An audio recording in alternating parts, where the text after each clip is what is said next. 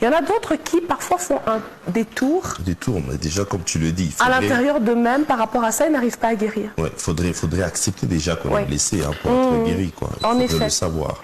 Alors le pasteur Daniel Lukusa s'avance, visionnaire de Metanoia Ministries, avec qui nous allons avoir ce petit entretien. Bon matin. Bon matin, pasteur. Merci, pareil. Welcome. Je vous en prie, par ici. Oui.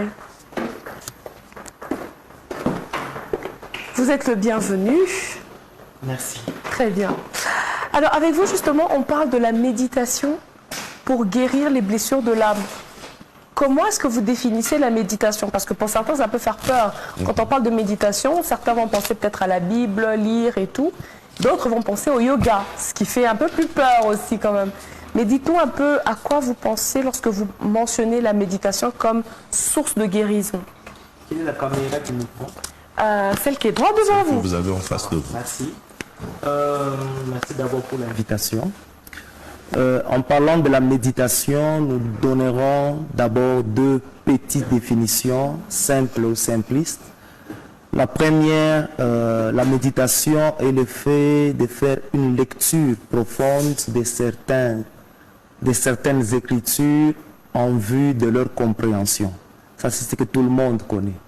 Maintenant, deuxièmement, la méditation, c'est l'état d'une âme qui se met en contact avec la nature et avec soi-même afin d'obtenir un certain soulagement. Parfait. Et dans le cas précis, la dernière définition est celle qui nous intéresse aujourd'hui. Oui, oui. Alors, allons-y, rentrons dans le vif du sujet. Quelqu'un qui est blessé dans son âme, avant ça, comment savoir qu'on est blessé dans son âme? Excellente question. Je donnerai l'argumentaire quant à ces questionnements que vous venez de m'adresser en deux directions.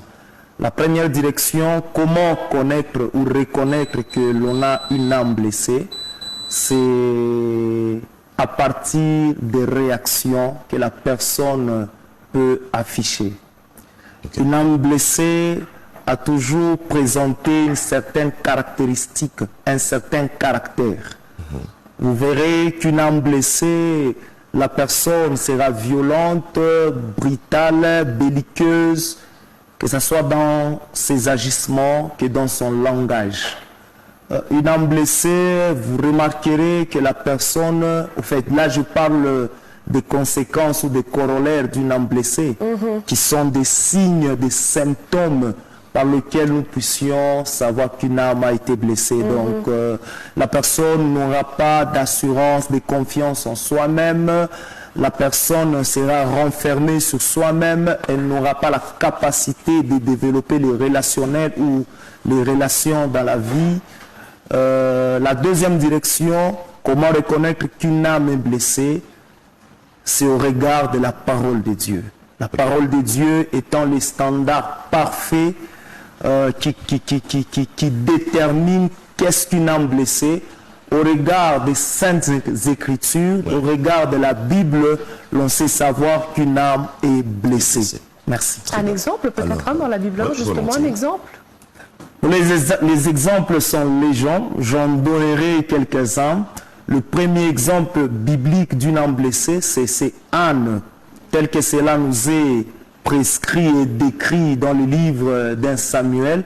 On nous présente une femme qui passait par une situation compliquée, qui est la situation de la stérilité, et abattue par cette situation, qui a été renchérie, qui a été renforcée par la moquerie et les railleries de sa rivale Pénina.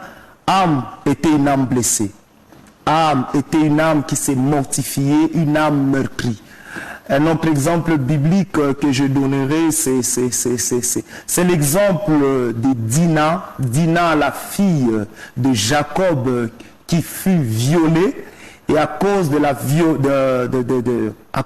de cette violence sexuelle qu'elle connut, elle fut une âme blessée. Donc les exemples sont légion. comme nous sommes soumis au temps, nous nous arrêtons par là. Parfait. C'est parfait, c'est très bien. Et déjà, puisque vous en parlez, on a pris certains exemples bibliques. Quels sont certains exemples que nous pouvons retrouver présentement en société avec cette génération actuelle qui rend plusieurs personnes blessées? Comme ça, au moins, tout le monde pourra se dire, moi, ma blessure, c'est dans tel domaine, tel domaine. Quels sont les secteurs ou les domaines dans lesquels la plupart des gens se retrouvent blessés? Question pertinente.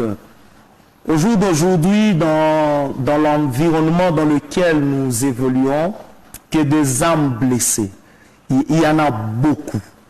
En fait, il y a des différentes catégories des âmes qui sont blessées. J'en donnerai 2 à 3.